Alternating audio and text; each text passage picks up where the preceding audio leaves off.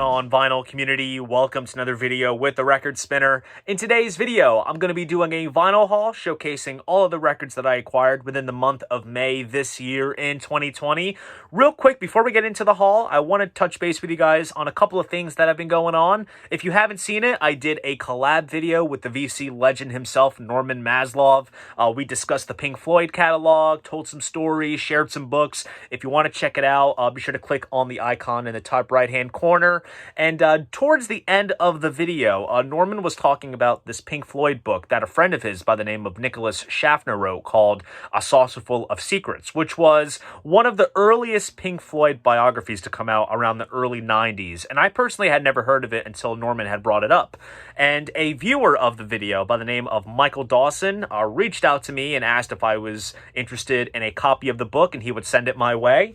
And sure enough, he did send me a copy of the book along with a CD of his own musical compositions. So thank you very much, Michael. It is greatly appreciated. And Michael also has a YouTube channel of his own. And if you want to check it out, I will provide a link to it down in the description box below. And last, I have to bring up perhaps the biggest elephant in the VC room right now. One of the most beloved members of the VC, Steve Carlson, lost his collection and setup due to a dam breaking in his hometown, which flooded his basement, which was where his setup and his collection was. And there is a GoFundMe going on, which I will link down in the description box below as well, that you can donate to, which will help Steve recover from this tragedy. I honestly can't begin to imagine the feelings one would feel in this kind of situation, because when you think about the amount of time it took to build up a collection like Steve's collection, because it's absolutely fantastic, as well as the sentimental value that becomes attached to those records, to see it vanish like that is truly sad. And I'm definitely going to be sending Steve some records once he is able to get back up and running. Now, on to the records. This month was a fantastic month for vinyl finds, such as Freddie Mercury's solo albums, King Crimson related albums, my first foray into the Brown Acid compilation series, as well as my rarest David Bowie vinyl find. It's about to go deep, so without further ado, sit back, relax, and enjoy the latest finds. All right, so we're going to kick this haul off on a rather cool note, and it's funny how I mentioned in my last haul video that it featured no records from Amazon. Now I am breaking the pattern. So I ordered these two records as far back as April, around Easter time actually, because my parents gave me a $25 Amazon card for Easter, and I ordered these records. They were used like new, which basically means they were still sealed, for roughly $11 to $13 for each of them. So basically cover the entire cost of the card. And that is the two solo albums from the greatest vocalist of all time, and that is Mr. Freddie Mercury from Queen, and this is his first solo album here, Mr. Bad Guy. Some notable tracks on this, actually. We have Made in Heaven and I Was Born to Love You, two tracks that were actually reworked by Queen for their last album, Made in Heaven, so they took Freddie's vocals and they added their own bits to it. There's also the track There Must Be More to Life Than This, which appears on the Queen Forever compilation, but with some vocals with Michael Jackson. And then the other notable solo track on here is Living on My Own, which there is a crazy over-the-top music video for that track, and I believe a remixed version was a big hit in the early 90s. Now, this is the special edition, which means that it was indeed remixed. Kind of just adds a bit more clarity, nothing radically different to the original album. And like I said, it was used like new. There's a little bit of a crease in the bottom right-hand corner, but from a distance, it's hardly noticeable. We have a printed inner sleeve here. Photo on the one side, lyrics on the other. And then the vinyl itself comes with pretty cool custom labels. And these were pressed over at Optimal, and they were mastered by Miles Showell using the Abbey Road half-speed master process, which is pretty cool. And then we have Barcelona. Now, for this album, he collaborated with Spanish opera star Montserrat Caballé, and they did this beautiful record. Now, this is the 2012 remixed edition because back when they did this album around, I want to say 1988, all of the orchestrations were all like synthesizers and sequencers, but they actually used a legit orchestra on this record, so it was cool that it kind of gave it that extra authentic touch to it. Here's the back side, and then there's another crease in the top left-hand corner, but like I said, from a distance, it's hardly noticeable. If anything, I'll try to find a way to kind of flatten it out a little bit. Lyrics on that side. There's a photo on the other. And I guess you could say technically this is my first opera album in my collection. Kind of, I guess, rock opera, I guess you could say. Not in terms of concept albums, but you know what I mean. Very nice, colorful custom labels, which is very nice. So that is what I got from Amazon. And then the next record I want to show you guys real quick is one that I actually got from a local Discog seller. This seller had actually had this record as part of their inventory for quite some time, and I was just kind of waiting for just a random time where I had enough to kind of cover the cost. It was a very cheap record. It was like $10 or so, and I figured might as well. The Monkees, Instant Replay. This came out back in 1969. This was kind of when the band was kind of starting to slip. They did the Head movie, and the TV show was canceled. And basically, this brings together some leftovers from various other albums, as well as some newer material. As you can see by the cover, Peter Tork was not with the band, so it was just a trio. And honestly, I love this album cover. I kind of see it as like a psychedelic-sized version of A Hard Day's Night. As you see, you have all these pictures of each of the band members in various colors. I just think that's absolutely so cool. Here's the back with the track list and more photos. And then, curiously enough, we have a gatefold sleeve, which has the lyrics on this side. And it looks like this panel here was adapted from the Japanese pressing, because you can see there's a bunch of Japanese writing, which is rather interesting. Perhaps this was exclusive to that country, so they included it here. This was a reissue done by Friday Music. And of course, in typical Friday Music fashion, it comes pressed on colored vinyl. Comes on nice red vinyl with that modified Cola Gems Friday Music label. Very, very cool. And this should definitely be a fun listen. Still building my Monkees collection. And Friday Music has done several colored vinyl pressings of their stuff. So I'm definitely going to be seeking them out. Monkees Instant Replay. Alright guys, it's official. Amazon has pulled me back in with their unbeatable price ploys. But I'm still supporting small businesses though. So I snagged this record for a killer price of $10. And I actually came very close to getting the colored variant of this release on roughtrade.com. They had a 50% off vinyl selection, and I think as soon as I was ready to place my order, it had completely sold out. So I missed out on that, and I just figured I would get to this album whenever. And I guess, you know, right price, right time, had $10 in my pocket, so I figured I might as well put it towards something good, and that is Paul McCartney, Choba BCCCP, or Back in the USSR, the Russian album, however you want to call it. So this album originally came out only in the Soviet Union back in 1988. And it's a bunch of live in-studio renditions of, you know, rock standards. So you have things like Kansas City, 20 Flight Rock, Bring It On Home to Me, Lucille, That's Alright Mama, Ain't That a Shame, songs of that sort. This has gotten subsequent re-releases around the world after this with various bonus tracks and such. And I saw that a lot of people were kind of dogging this reissue because it does not feature those extra tracks. But I'll give it some props because it does replicate the original Soviet Union pressing to the T. Because as you can see, everything is in Russian. So they definitely did their job in terms of replicating that to the finest detail. But what's good, because since I don't speak Russian, we have a little insert here, which essentially has everything in English. So you can kind of read this as you listen to the tracks, which is pretty cool. The record itself comes in a sort of rounded plastic sleeve. I don't really buy these to protect my records. They do their job, but they're just kind of flimsy. But like I said, it does protect them rather well. Comes on that red capital label. And this is an absolutely flawless pressing. No scuffs, no dirt, no nothing. Absolutely gorgeous. Pressed over at GZ Vinyl. And yeah, definitely excited to give this a listen because I am still building my McCartney solo collection. I still need to check out a lot of the Wings records and some of his 80s stuff, but I'm sure I'll be getting to that slowly but surely. Paul McCartney, Choba BCCCP. All right, guys, this package has finally arrived today at my doorstep, and I have a little bit of a backstory behind this thing. So this is actually a brand new release that came out on the last Friday of April, and I pre-ordered it directly from the label. They sent out their copies early, and I was supposed to receive it earlier before release date.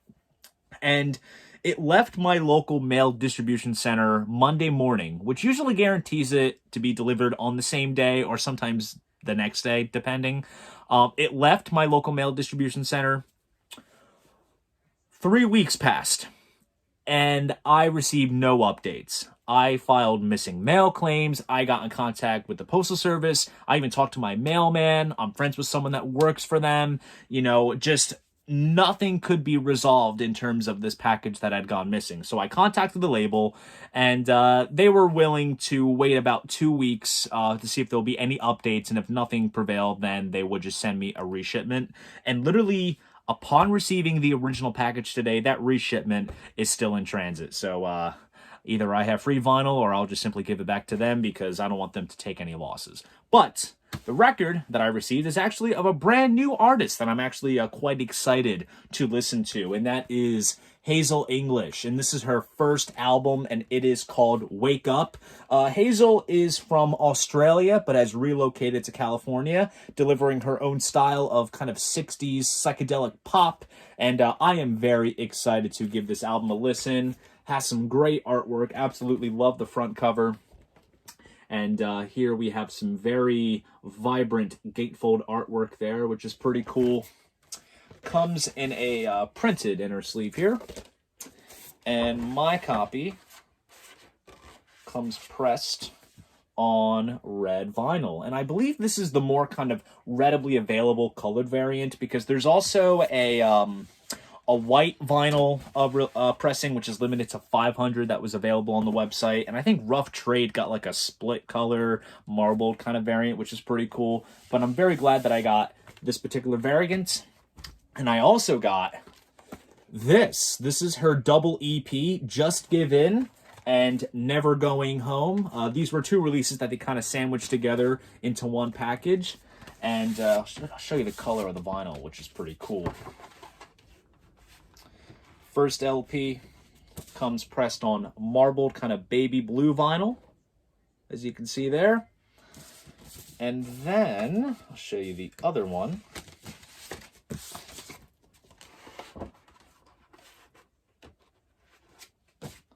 This one comes on kind of pastel yellow vinyl, which is awesome. So I figured I'd basically just get everything that she has put out under one umbrella. And I believe also, I think because I signed up with their mailing list, I had a coupon code to get like a certain percentage off, and I ended up getting that off of this record, which was cool. And then I got the pre-order on top of that. So I'm very, very excited to dig into this new artist. And then the next couple of records I'm going to show you are some stuff that I got from Josie Records, which is a record store based in Texas. If you remember from my last vinyl haul, I got that live Kansas legal bootleg from them. And took a look at their Discogs account again, and I found some more stuff that I wanted to get, especially this next record that I'm going to show you that I've been wanting to check out for a long time due to its association with the band that I'm going to be talking about when I show this off. And they were also the only American seller of this particular record, because everywhere else I looked, it was overseas sellers, and I'm not paying overseas shipping. And that is the sole album of McDonald and Giles. So we have Ian McDonald and Michael Giles, two members that were in the original King Crimson lineup. And once that lineup kind of, imploded, then they got together and they did this one album. And we have some cool kind of psychedelic artwork with the guys and their wives. And we have a really awesome gatefold sleeve here.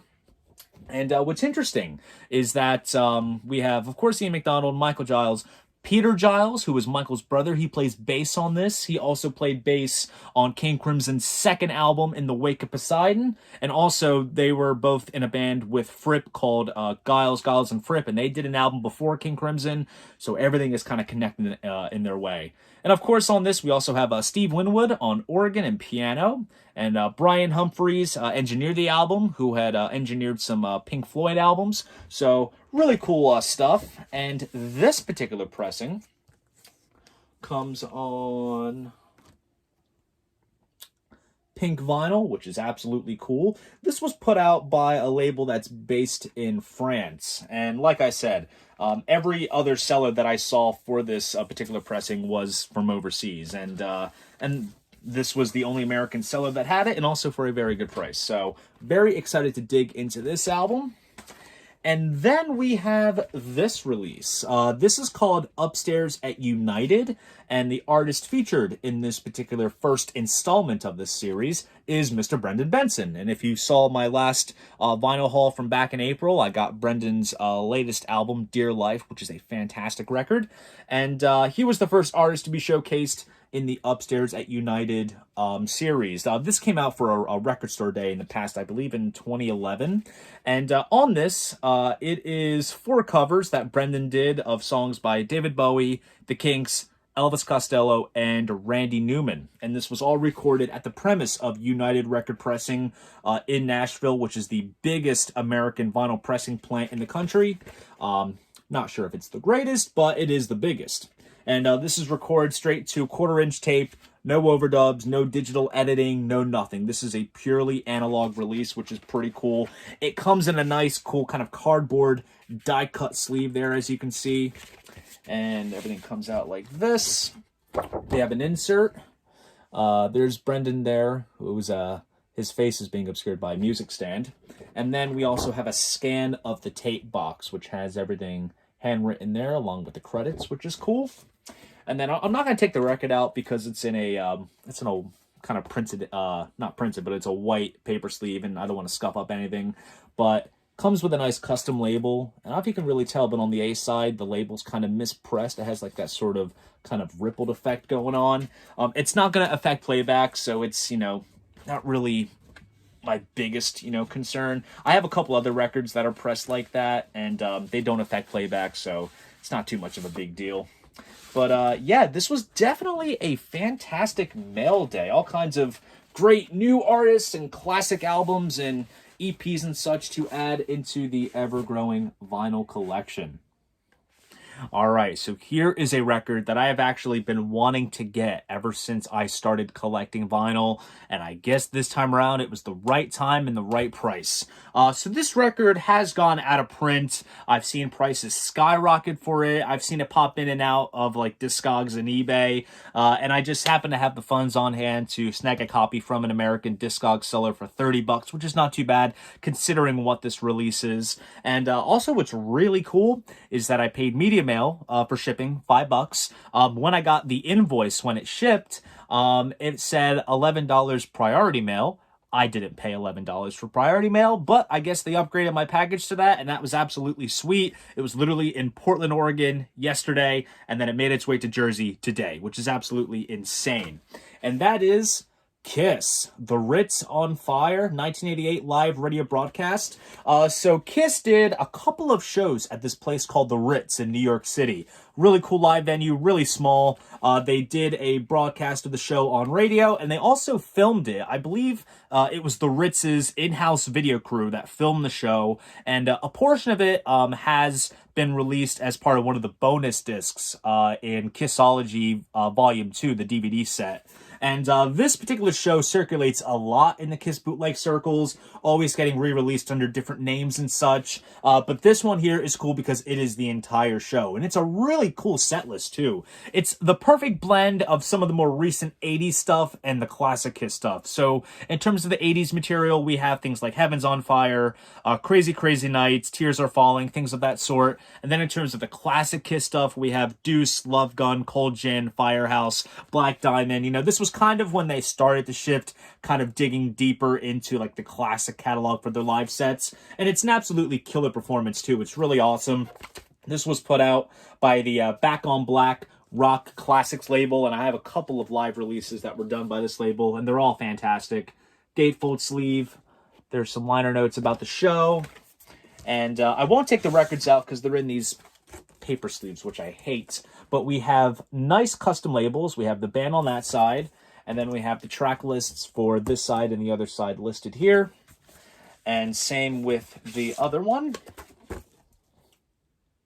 Looks just like that. And like I said, this is one that I've been wanting to get for a very long time, simply because Kiss is my favorite band, and I'm out to get anything that is them, whether it's official or unofficial. So this is definitely a rather cool, interesting, kind of legal bootleg kind of release to add to my Kiss collection. The Ritz on Fire 1988 live radio broadcast. All right, so here is a rather cool, inexpensive Discogs find. This was priced at around $14 right off the bat. Not a bad price for this record. Had a little bit of points built up with my Discover cashback program, so I managed to put it towards this. Paid a bit out of pocket, but honestly, it's worth it considering what it is. And that is Creedence Clearwater Revival, Willie and the Poor Boys. This came out back in 1969. Another smashing album from Creedence. I'm still building my Creedence collection, as you obviously can tell. Down on the Corner opens up this album. That's perhaps the one of two most notable songs on here. Fortunate Son as well. Cotton Fields, Effigy, The Midnight Special, all kinds of cool covers that they do. This was put out by Craft Recordings, which is a really cool reissue label. Comes in a nice kind of shiny tip-on kind of jacket. It's very high quality stuff. The record itself comes in a nice polyline sleeve, which is a nice touch. And then here we have the record itself, which comes on that classic blue Fantasy label. Try not to get any glare right there. Good stuff. This was also mastered by Miles Showell at Abbey Road using the infamous half-speed master process. He did a whole bunch of Creedence titles on the Craft Recordings label. And I definitely need to seek more of them out. I see them go for, you know, decent prices. And when they go really low, I'm going to try to get them and build up the rest of my Creedence Clearwater collection. Willie and the Poor Boys. All right, so here's a completely different setting as to what you're normally used to seeing. You probably last saw this setting when I did my last record store vlog. But my local record store, The Rock Shop, just announced that they were going to be doing over-the-phone, email, and online orders, which is absolutely fantastic. They're taking the right measures to stay afloat in terms of business, because they weren't really doing anything once they closed amidst this whole COVID-19 situation. So it's cool to see them take this step. And upon them announcing that, I emailed them about this particular record that I have actually shown many times in videos that I filmed at the record store. It's part of my record store vlog series. If you want to check it out, be sure to click the icon in the top right hand corner. And I already own a copy of this album. It's a newer, rejiggered 2017 version, but I wanted to get my hands on this particular version simply because it comes from my favorite David Bowie era, and this copy, in terms of the outside public, it's going to be impossible to find. What exactly am I talking about? David Bowie Stage. Now, let me explain how I managed to get my hands on this. So, if you are a David Bowie fan, you're aware that they have been doing these box sets covering certain periods of his career, and they just kind of drop everything that was released from that time frame into one setting. So, of course, it was the Berlin period, so you had albums like Low, Heroes, Lodgers, Scary Monsters, as well as this live album, which came out back around 1978. In the box set, there was this version. This is the original 1978 version, and then there was the 2017 version, which is the one that I already own, which includes more songs that are not featured on the original, and it's also resequenced as the full-length show. When they released the albums separately, they called them the breakout releases. They only released the 2017 version by itself, making the original album exclusive to the set. This is from the box set. This was still sealed. I don't know how the record store got their hands on this copy. Either someone had bought the box set and stripped it entirely, or maybe a copy leaked out of Rhino's warehouse. I have no clue. But I figured this is from my favorite era of Bowie, and it's also a really great live album. This is perhaps one of the most polished sounding live albums, not in terms of post-studio trickery, but it's just extremely well recorded. I decided to email them just to double check that they still had it, because the past couple of times that I was there, I would still see it there. So I was kind of curious, and I guess someone's looking after me. So I got my hands on a copy. And as you can see there's a hype sticker, which already came on the cover. Special limited edition on yellow vinyl, which I believe the first UK pressing came on yellow vinyl, or the US, I'm not quite sure. I think it was the first pressing came on yellow vinyl. So they actually replicated that. And the obvious difference between this original version and the 2017 version is that all the songs are in sequence as to when they originally came out. So right off the bat, on like side one, you get all of like, you know, the Ziggy Stardust stuff, and you work your way through station to station, and then you basically get to Low and Heroes and kind of covers everything chronologically. Whereas the 2017 version is like the entire show as it was sequenced. Show off the gatefold, which simply just has the front cover photo. And of course, you guys want to see the vinyl.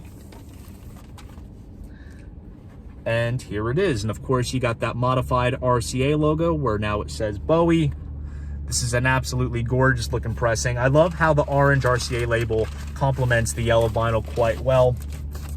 This is just an absolutely amazing thing to own. I don't know if perhaps anyone else could find this particular version out on the market. This is insane how, you know, they managed to get a copy of it. It's really wild. Awesome stuff. I am going to have a blast listening to this, and perhaps doing some A-Bing in terms of comparing like the mixes and the pressing quality between my 2017 version. Maybe that'll be a video of its own. We shall see. Great to support a local record store, and also great to get my hands on a rather valuable David Bowie album. Stage, yellow vinyl, the reissue from the New Career in a New Town box set. All right, so here is another album to add to this sort of early King Crimson kind of family tree, with The Cheerful Insanity of Giles, Giles, and Fripp. Now, this is basically pre-King Crimson. This came out back around late 1968. This is kind of where it all sort of got started. So here you have Michael Giles, who played drums in the original King Crimson lineup. His brother, Peter Giles, who played bass on In the Wake of Poseidon, and he also played bass on the McDonald and Giles album from 1970. And of course, you have the guy who has been throughout all of it, Robert Fripp. From what I understand, I have not listened to this album before, which seems crazy since I bought it, but it's something to include in the collection since I am a big Crimson fan. And also, from what I've heard, it is a rather interesting listen, merging things such as like psychedelic pop, progressive rock, jazz fusion, spoken word, comedy. Just that alone, that description, it's going to be a hell of a listen. Here's the backside with the track list. And this is a recent reissue, which brings together a couple of bonus cuts, which were not featured on the original album. And the record itself, it comes in a paper sleeve. I'm not going to take it out, but it comes on standard black vinyl. It has the track list on that one side, and then another custom label on the other. So this should be a rather interesting listen. And also, from what I understand, from what I've read, there's a couple of musical bits and pieces that Fripp had recycled from this album into other King Crimson works, such as Song of the Gulls, which is on the Islands album. Apparently, he used a bit of that in Suite Number 1 on this album, so it'll be interesting to see where the connections lie.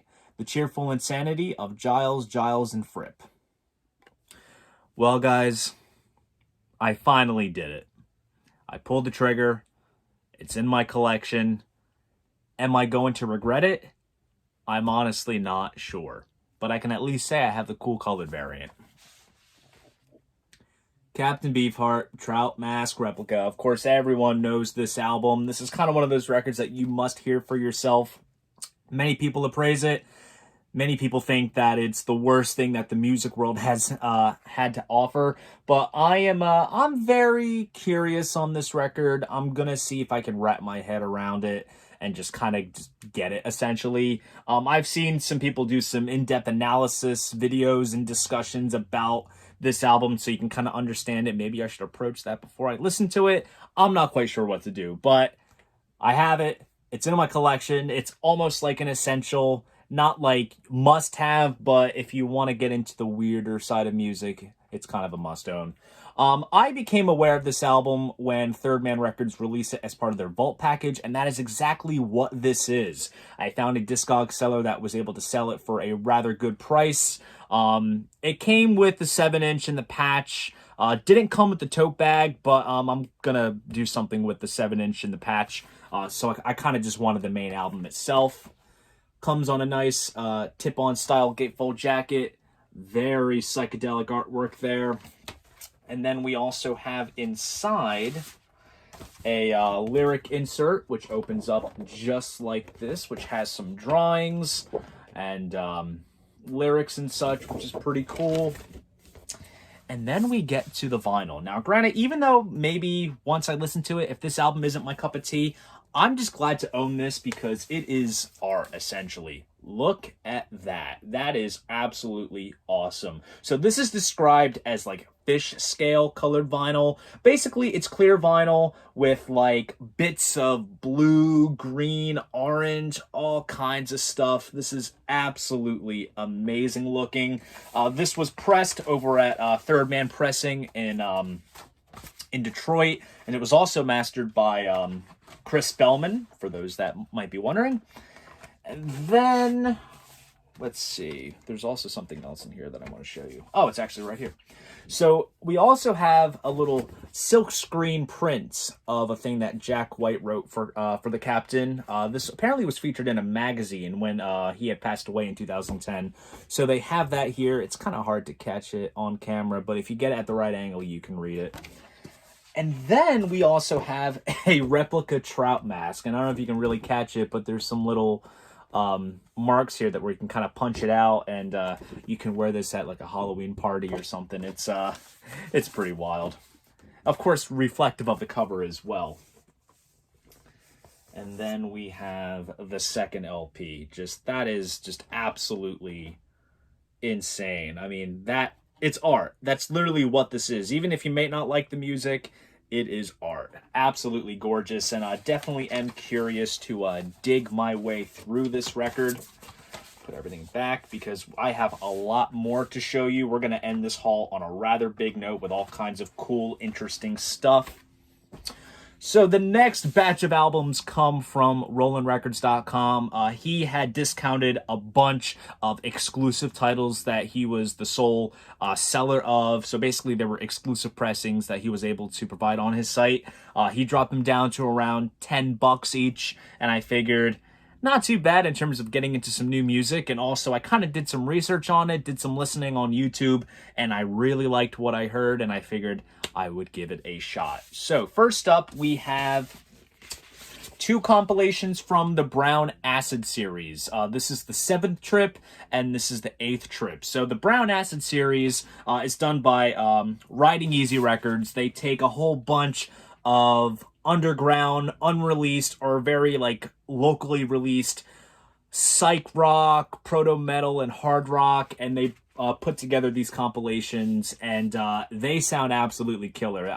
It's funny, I'm still working my way through psych, but this is the kind of stuff that the major psych fans will go after, and I loved what I heard. I mean, it's right up my alley because I'm a big Deep Purple fan. I love Kiss, I love Sabbath. I'm definitely excited to dig my way through these. And the 7th one comes on kind of bluish, pale blue vinyl here. And I'll show you what the 8th one looks like. And it is absolutely stunning looking. I'm actually going to take the whole thing out to show you because it is just marvelous. Look at that. It's kind of like starburst kind of vinyl. We got some lime green. We got some purple. It all kind of mixes in. Absolutely killer stuff. And then we have two other albums by two other bands that are on Riding Easy Records as well. We have Electric Citizen, Helltown. Very crazy sci-fi looking artwork here. Same kind of blue vinyl as the 7th Brown Acid Trip compilation. And then the last one is The Well, Death and Consolation. I actually checked out these guys, just looking at their works. They did a cover of Pink Floyd's Lucifer Sam on one of their earlier albums. So that was really cool to hear. It's not on this one, unfortunately, but I did like what I heard. Also on Riding Easy Records. We have an insert here, which has some photographs of the band members and lyrics. And the vinyl itself comes on kind of marbled green vinyl, which looks really, really cool. So definitely am excited to be spinning all of these psych records. And honestly, upon ordering those 7th and 8th Trip ones, because I am a completist, I added the rest of them to my Amazon wish list. So now I kind of have a goal to collect them all now at this point. And then next up, we have an Amazon price drop. This dropped to around $10. You really can't beat it. And I've also had my eye on this record for a while. I think it dropped once. I kind of missed the boat on it. Now I was able to snag it. Elton John, self-titled album. Of course, this one features Your Song. That's the one that everyone knows off of this. We also have some other amazing tracks, such as Take Me to the Pilot and Border Song. Really great early Elton album. Here's the back cover with the whole cast of characters there.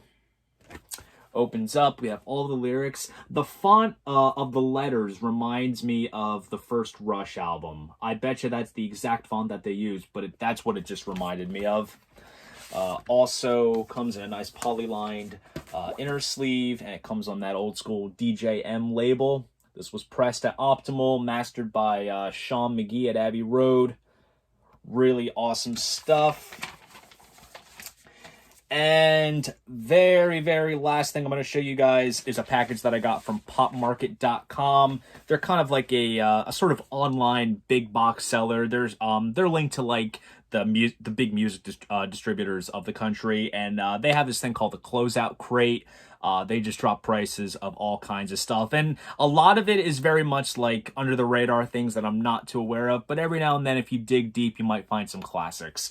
So I saw these couple of releases, and it was a no-brainer. I just kind of had to. I'm telling you, this is what quarantine does to you. You seek out these deals, and you end up spending a lot of money.